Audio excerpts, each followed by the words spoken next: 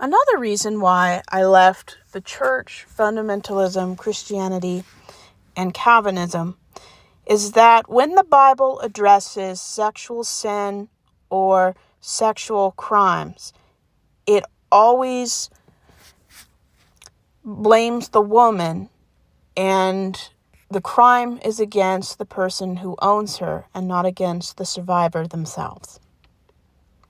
So if you did a simple Google search on the amount of times women were harassed, married by force, discarded, used, abused, and assaulted, there would be too many to list.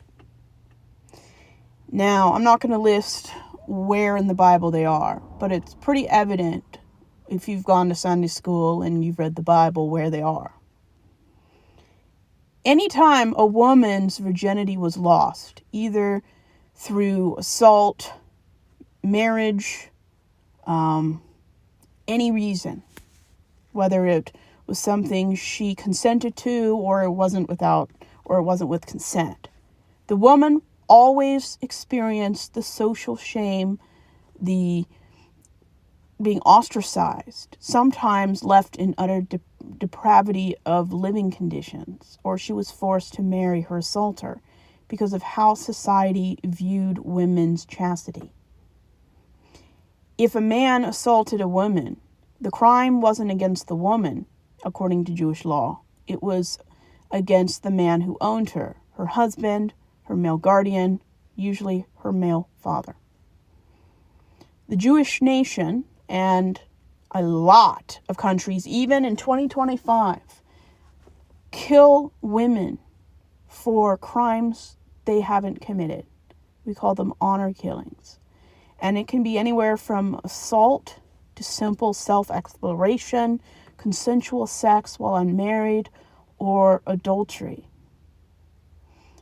All of these crimes are never against the victim, the survivor, the unfortunate person who was in the right place but at the wrong time around a predator. The woman is always found at fault. What was she wearing? Why was she there? She must have wanted it. Things that are inappropriate to even think, let alone say, to shame somebody who is usually physically smaller than the perpetrator. Adultery, fornication. These were crimes a man committed against another man. It was never about the victim.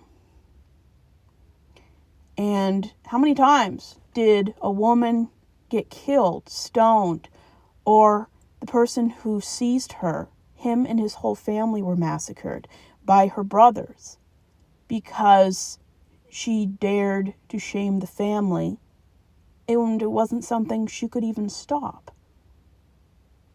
The gaslighting, the victim shaming, the honor killing, the whole utter depravity of how men view women. Because in that culture, they don't believe women enjoy sex. So anything that happens must be a depravity or a deviation from marriage. Women were executed for having consensual sex before or after marriage. Just because it wasn't with the man who owned her doesn't mean she deserves to be harmed. If society embraced female sexuality the same way they do male sexuality, there would be no victim blaming. Rape perpetrators would go to prison. People would rally around, defend and protect people before and after they come out as victims and survivors of assault. And the church in fundamentalist Christianity, places like Baptists and Calvinists, they see women as being temptresses and things that bring down a godly leader. These men believe that they have a divine right to be in charge, but that they're not in charge when they're being tempted. They create women to believe that they're not supposed to pursue, but respond. And If a man pursues and she doesn't respond, there's no education in what's appropriate behavior. And if somebody's not interested in you, you stop. And it has nothing to do with you. Sometimes they're just not looking for a partner. And they don't have to have a reason, and they don't have to give you one. This is why adultery and fornication laws and virginity laws were always bent in favor of men. Do you honestly think that men were stoned for not being virgins when they got married in ancient Israel? I don't think so. The only time a man was ever stoned was if he dared to take the property of another man and she was already married. The environment that the Bible creates predators and silences victims. And if a woman didn't scream loud enough, it must have been consensual, and it's not. If a woman, the location of where a woman was assaulted made or broke her ability to go home alive. If the assault happened outside the city, she had a more likely defense of it not being consensual. If it happened in the city, in her own house, it was much harder to prove it wasn't consensual, which meant she was more likely to be stoned. Do you honestly believe that men back then understood the word no? Because there were no consent laws. There was no marital rape laws. Once you paid for somebody, they were your slave. And just because you call a slave a wife instead of a slave doesn't make them any less of a slave. And in a lot of countries, wives are still slaves. Even in America. There's no equality in marriage because men see marriage as a transaction. The view that men have toward survivors of assault, regardless of gender, tells me everything I need to know about biblical morality.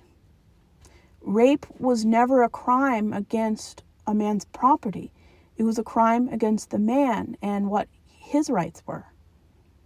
The utter depravity. And to prove that an assault happened, every country has their own truth process. In France, they would duel. England, they would douse you in a lake. That sounds terrible. America, they'd do the same thing.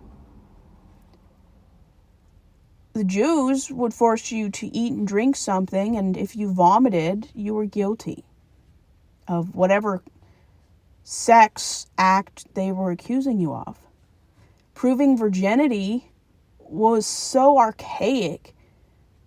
1 out of 4 women probably wouldn't pass a virginity test.